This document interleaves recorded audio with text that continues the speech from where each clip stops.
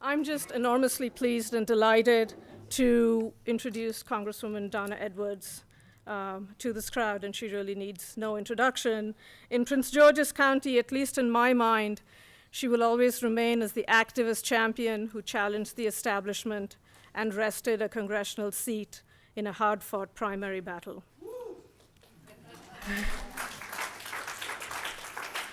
But I know that before that, Donna had a very distinguished career in many aspects, including as an attorney working at Public Citizen, where she championed campaign finance reform, voter registration, education, civic participation, all of which I think are highly relevant to today's conversation.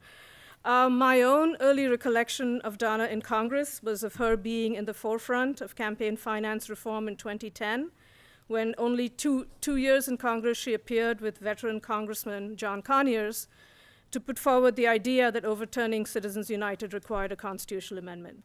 And at that time, the Democratic Party was talking about tepid reforms and did not catch up with her until about 5 years later.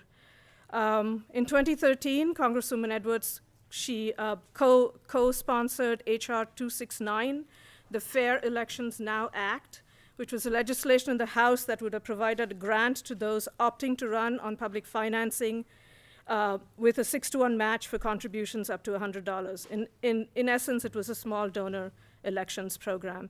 And needless to say that legislation, even with the 69 co-sponsors that it had, didn't go anywhere. Senator Dick Durbin, it's my understanding, has continued to introduce similar legislation in the Senate in the years since. So I think to start off our conversation today on money in politics and the need for public financing, I can think of no better speaker on the issue than Congresswoman Donna Edwards. Please.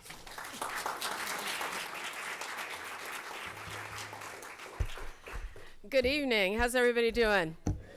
Well, so I'm so excited to be here to talk about money in politics and campaign finance reform. And actually, you know, as I was listening, which all of us hate listening to those things, but I was reminded that I actually first started working on campaign finance reform and money in politics back in 1995, 94. When I worked at Public Citizen, and I was hired as their campaign reform advocate. And I recall very deeply that we were about inches away from achieving reform that would have resulted in matching funds for people running for congressional and Senate seats. But the enemies were ourselves, the reform community. Because we had spats and battles in the reform community, we actually ended up not passing what might have been transformative legislation, even though it wasn't perfect.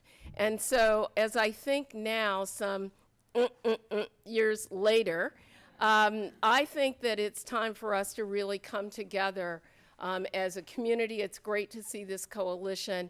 And although some people think wrongly that change trickles down, I believe that it bubbles up. And the place that it has to bubble up, Phil knows this, and certainly Mary, in your leadership, Councilwoman Lehman knows this, that it bubbles up because it starts at the ground in local communities making change so that the people at the top eventually can see that it's a good thing.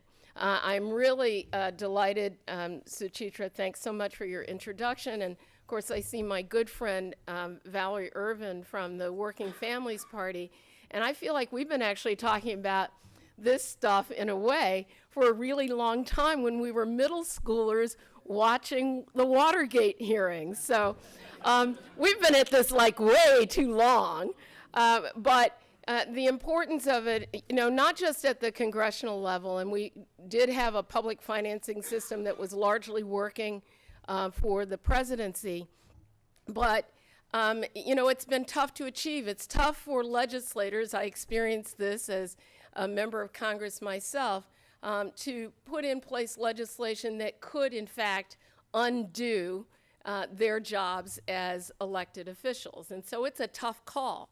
But it's really not so tough for those of us who live in communities who are affected by the system as it's currently constructed. One of my early experiences working as an advocate was fighting against a drug company that manufactured anti-arthritic medication.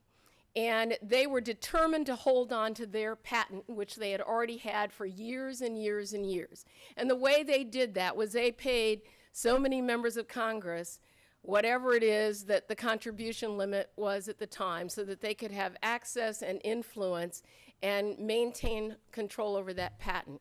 Well, the downside for our senior citizens across the country is that they were paying 10 times what they needed to pay for that arthritis medication, because there were a group of pharmaceutical companies that had a lockhold on the political process. And that is what happens in real terms to ordinary Americans. And so the idea of trying to bolster the role of local people, of citizens, with small dollar contributions that demonstrate support, and then you get public money to run your campaign, means that you are freed as a legislature. You know, the freedom, Phil and Mary, the freedom that you have of being able to just go in, do your job, pay attention to doing your job, not pay attention to raising money, not to be beholden to people who want something from you.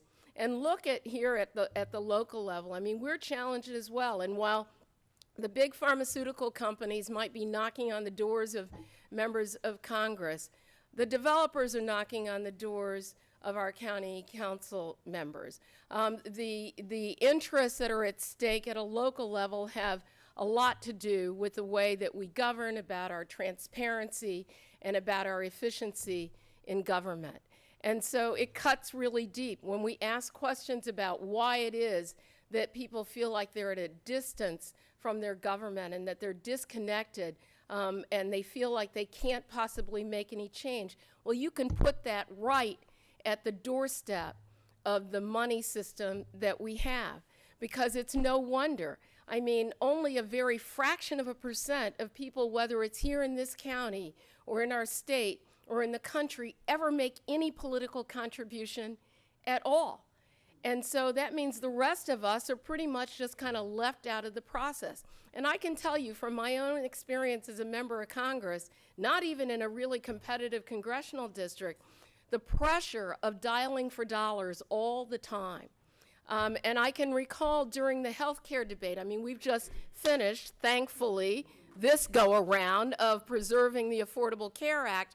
But I remember when we went to try to pass it, and oh my gosh, the only people who were coming in were the pharmaceutical companies and the hospitals and the insurers and all of those interests. Well, what about ordinary people who had medical conditions and that their families were suffering from paying, so much in premiums? What about their interest?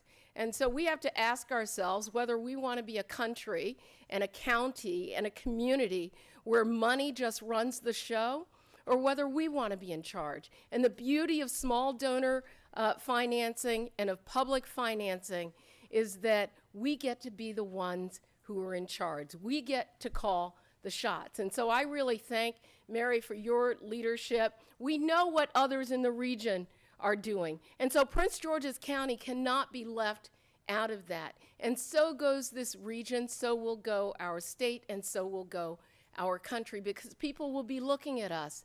And other legislators around the country will be saying, well, they don't have to dial for dollars anymore. They don't have to be beholden to the interests that are going to hold people back instead of putting people's voices in front of them. And we need to lead in that effort. And then lastly, I'm just going to share this little story. I think about transportation infrastructure. Now, you would think that investing in our roads and our bridges and our public transportation system should be a no-brainer across the aisle. It doesn't matter your political views, because that's about how we're competitive. But you know what? When the aggregate companies come in and the builders come in and all of the interests that center around that, it turns out you can't even get something done as simple as figuring out how it is that you develop a transportation infrastructure that works for all of our community. And when that happens, there's nobody coming in saying, oh, by the way, I need public transportation. Those folks are really not at the table. And why is that? It's because it's us. And so I am really encouraged by where we are now, but we have so much more work to do. And we don't have to think, Suchitra, that we are reinventing the wheel. These programs and experiments have been tried all across the country, and it's time for us to try it too. And, you know, the old adage that, you know, when you're investing in communities and they're making decisions, that those decisions and the legislation become the effective laboratories of democracy and experimentation, that is absolutely true. And until at the highest levels, elected leaders see that it works at the local level, they are never going to be willing to try that in the Congress for members of the House or for the Senate.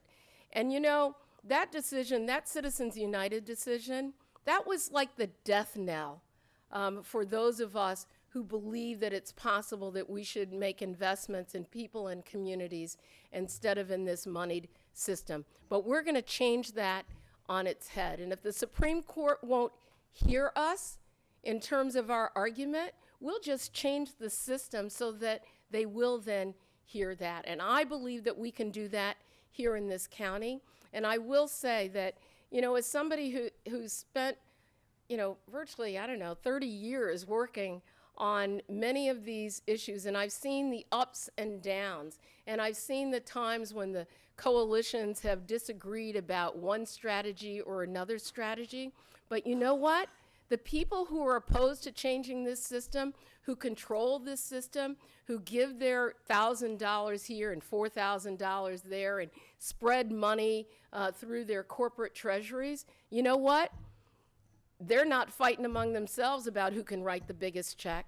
And so we should not be fighting among ourselves about whether we can preserve a system for our children and for our grandchildren that's really going to work for us. And so thank you very much. I'm done. My voice is even done, but I'll look forward to taking your questions. Thank you.